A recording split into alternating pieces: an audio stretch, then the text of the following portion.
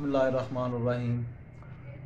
हयातुल्ला नाम का गाजीपुर का वासी जिहड़ा 10 किलो चरस दे विच झूठा मुकदमा बनाया गया सी, उनकी तरफों रहा हो गया। उनकी तरफों असीं सारे भरा सारे दोस्तों का शुक्रिया अदा करने कि अल्लाह पाक ने मदद की है। सारे दोस्तों ने कोशिश की है, जिंदे विच DPO साहब शेखूपुरा उन्हां दी माशाअल्लाह बड़ी अच्छी काविश है।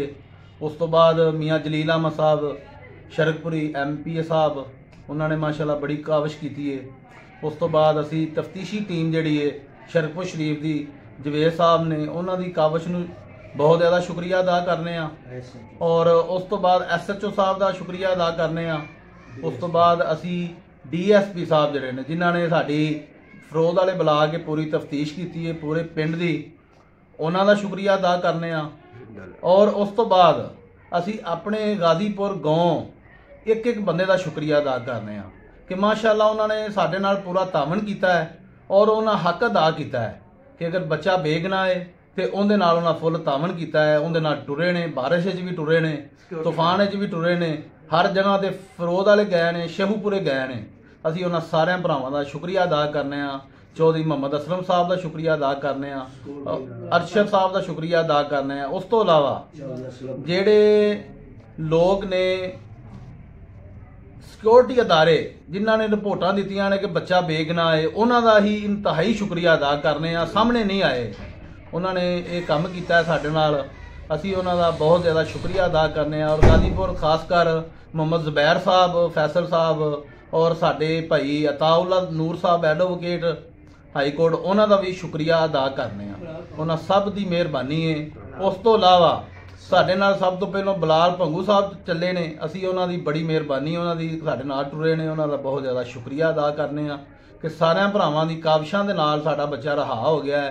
और असी सारिਆਂ दे नाल इंतहाई सब ने मेहरबानी साडे नाल कीती है, सब का शुक्रिया अदा करने कि बड़ी मेहरबानी सब दी।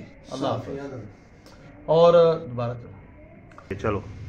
और उस तो बाद जिहड़े शरकपुर शरीफ के सहाफ़ी ने उन्होंने साडे नाल इंतहाई तावन किया है। उन्होंने आन के इंटरव्यू किए ने, साडे घर किए ने इंटरव्यू, साडियां मेरी चाची का किया है। उस तो इलावा उन्होंने सिस्टर का किया है भाई आफद हयातुल्ला साहब की।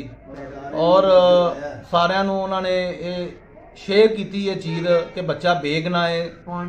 मनीर साहब ने साडा बहुत ज़्यादा साडे नाल तावन किया है, खलील साहब ने किया है। उस तो इलावा होर जिहड़े शरकपुर के न्यूज़ ने जिहड़े चलन डे ने, उन्होंने सारिਆਂ ने साडे नाल बहुत ज़्यादा तावन किया है और उन्होंने इंतहाई शुक्रिया अदा करने।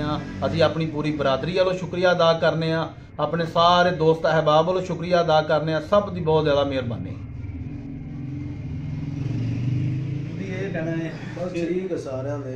नहीं थोड़ा जिहा चला। मोहम्मद अमीन भतीजा है साडा, जिन्हें इंटरव्यू दिता है कि इन्हें सारे इलाके का, सारे लोगों का, छोटियां दा, वड्डियां दा, मावां दा, भैणां दा शुक्रिया अदा किया है।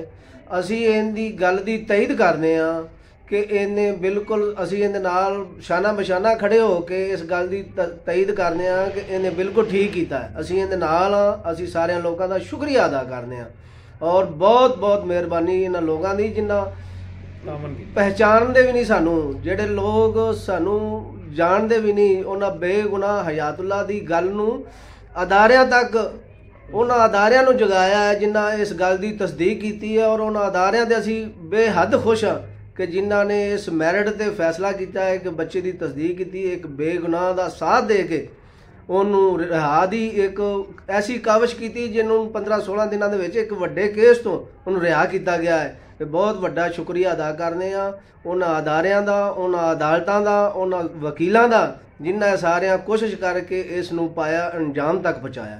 शुक्रिया तो मेहरबानी।